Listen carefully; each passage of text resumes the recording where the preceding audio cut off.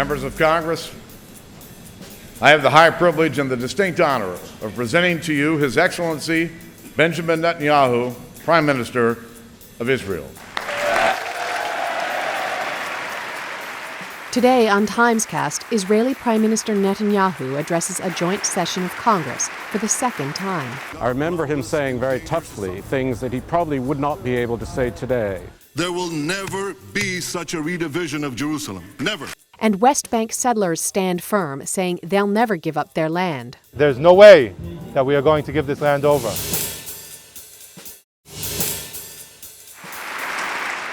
For a trip that began with extraordinary tension between Prime Minister Benjamin Netanyahu and President Obama, the speech today in front of a joint session of Congress could not have been more different in tone.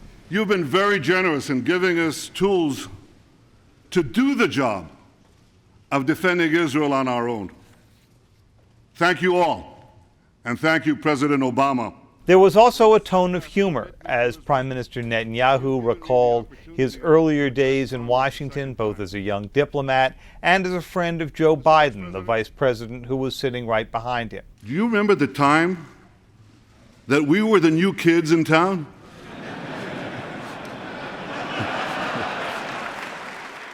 Foreign leaders are frequently invited to speak before a joint session of Congress. But frequently these speeches are poorly attended and rarely are they televised. We must also find a way to forge a lasting peace with the Palestinians.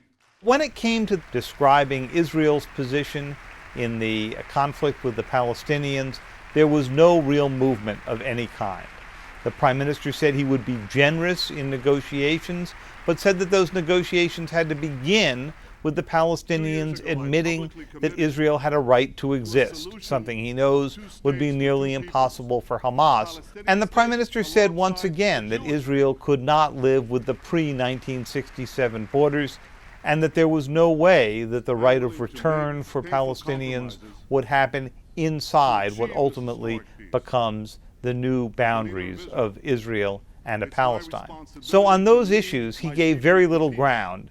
There was a second section of the speech where he dealt with Iran and its nuclear threats. Yet the Ayatollah regime briefly suspended its nuclear weapons program only once, in 2003, when it feared the possibility of military action. The more Iran believes that all options are on the table, the less the chance of confrontation. Although most members of Congress and many in the administration say that they believe that there is no real military solution to Iran's nuclear program. This issue is likely to come back in a bigger way later on today when the International Atomic Energy Agency releases its latest report on Iran and its estimate of how much progress it has made toward actually turning its nuclear fuel into potential weapons. 15 years ago, I stood at this very podium. By the way, it hasn't changed. I stood here and I said, we must apply the standards of democracy and human rights in the Middle East. This is not the first time Benjamin Netanyahu has spoken to a joint session of Congress. The first time was in 1996, and I was the chief diplomatic correspondent in Washington and covered the speech. We want peace. Mr. Netanyahu came at a time of difficult relations, as he does now, then with President Clinton. There was a feeling then that he was playing domestic politics, that he was appealing to American Jews to work against Mr. Clinton somehow. He was able to appeal above the heads of the presidents, which annoyed them and annoys Mr. Obama now. I remember him saying very toughly things that he probably would not be able to say today. There will never be such a redivision of Jerusalem. Never. Jerusalem forever being undivided. And then he also said no Jews would ever be uprooted. We will not drive out anyone, but neither shall we be driven out of any quarter, any neighborhood, any street of our eternal capital. Well, since 1996, we've had much more terrorism, which he warned against. What we're facing in the Middle East today is a broad front of terror throughout the area. And any peace that should finally come out of negotiations is very likely to include some kind of division of the holy city of Jerusalem. West Bank settlements are a hindrance to any peace deal based on Israel's pre-1967 borders, as proposed by President Obama. This is Ben Solomon reporting for the New York Times in the West Bank. On Saturday night, the Jewish settlers of Kfar Tapuach celebrated Lag BaOmer. For the Jewish people, the holiday commemorates the death of a famous rabbi. However, for these settlers living in the West Bank, the celebration tonight meant something more.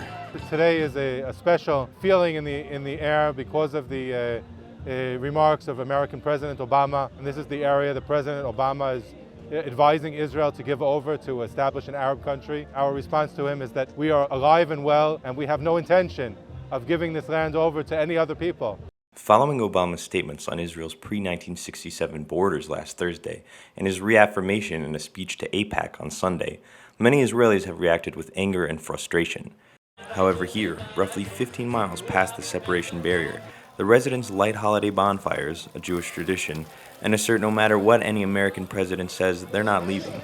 אובמה זה מאחד האנשים בכל ההיסטוריה שניסו לעצר לעם ישראל. למרות אובמה, למרות כל מבקשי רעתנו, עם ישראל הולך ומתבסס בארצו. We are glad that he's brought the issue up in order for our leadership to tell Mr. Obama that there's no way that we are going to give this land over.